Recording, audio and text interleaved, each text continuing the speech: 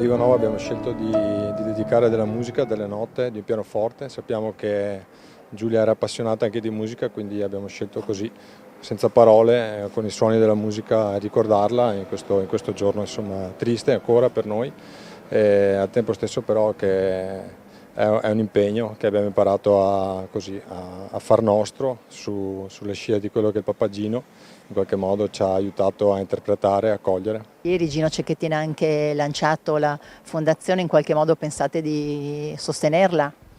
Assolutamente, la fondazione adesso è qualcosa di concreto che potremo anche noi studiare, capire in che modo anche i comuni e gli enti potranno rendersi parte di questa iniziativa.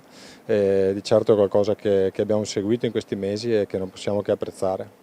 Dopo Giulia ci sono state altre vittime di violenza, ma Giulia è come se avesse segnato uno spartiacque, no? Perché lei che risposta si dà?